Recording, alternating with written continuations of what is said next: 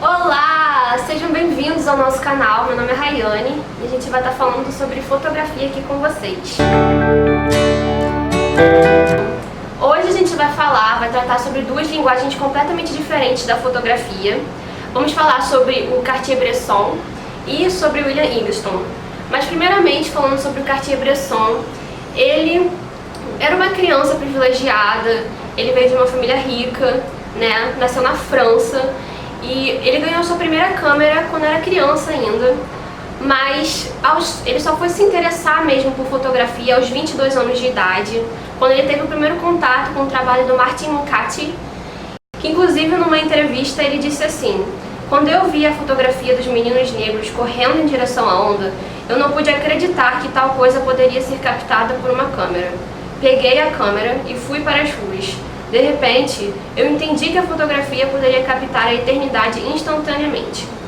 Ou seja, ele ficou tão encantado que depois disso ele comprou sua famosa Leica com uma cinquentinha e foi para as ruas fotografar. Por a câmera ser pequena, ele podia tirar fotos das pessoas sem que elas percebessem, sem chamar atenção.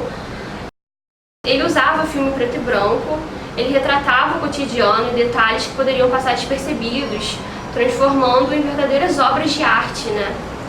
E ele eternizou o conceito de instante decisivo, né? Porque para ele o timing era tudo. Com essa foto do Bresson, a gente pode perceber que há uma fidelidade muito grande em seu trabalho com suas inspirações, né?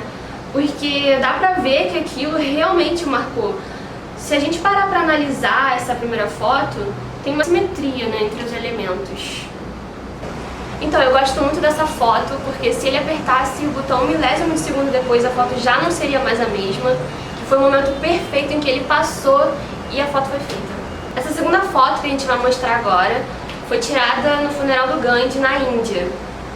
E vocês têm dúvida do quanto o cara era foda, porque ele também tirou a foto de outras figuras muito marcantes, como Sartre e Simone de Beauvoir.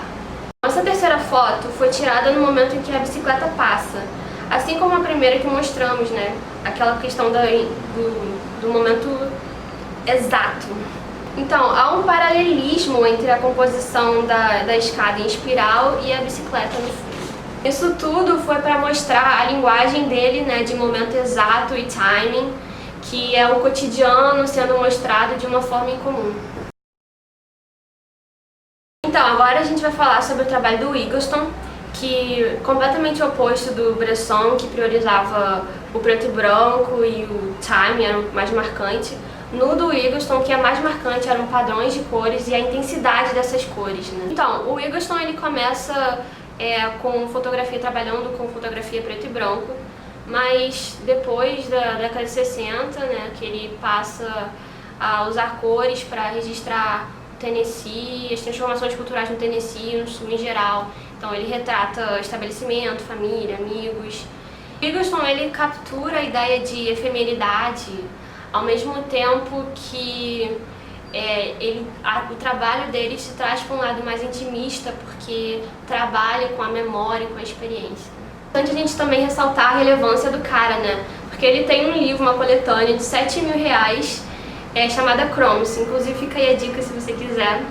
Mas falando um pouco da história dele, ele nasceu em 1939 no Tennessee. Ele só foi se importar mesmo, se interessar mesmo por fotografia na adolescência, inclusive influenciado por Robert Frank e o livro do Bresson chamado O Momento Decisivo.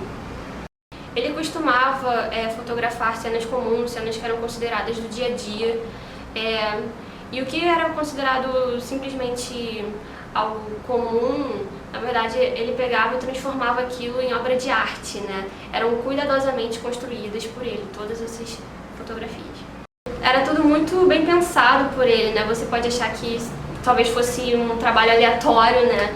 Uma fotografia aleatória, mas não, ele pensava em tudo muito bem, era tudo muito meticuloso. Então, algo que é interessante comentar é que o fotógrafo Jürgen Teller falou uma vez numa entrevista que ele ficou muito decepcionado quando ele foi visitar o Tennessee, porque ele achou que ia ser algo muito interessante, né, empolgante de se visitar, e quando ele chegou lá era algo sem graça, simples, nada acontecia, não tinha nada. Então, só pra gente ter uma noção de como o trabalho do Eggleston, ele transforma aquilo em algo tão interessante, né? Algo que dá vontade de você querer visitar, se querer conhecer. Então, a gente usou esses dois exemplos, esses dois fotógrafos, que têm linguagens completamente diferentes, né? O Bresson, que preza o timing, né? O momento decisivo, e o preto e branco, e o Eggleston, que preza as cores intensas, né? As fortes cores e mais elementos parados mesmo, que, por exemplo, um Ford velho no pôr do sol poderia ter mais vida do que se tivesse alguém lá. Para mostrar para vocês que não existe regra na fotografia, né? Regra a se seguir. Você não pode comparar, por exemplo, os dois, que tem essas linguagens diferentes. Galerinha, se vocês gostaram do vídeo, deem um likezinho, não se esqueçam de se inscrever e comentem aí embaixo o estilo de fotografia que mais atrai vocês, que mais vocês gostam, e continuem seguindo a gente. Um beijo, tchau, até o próximo vídeo.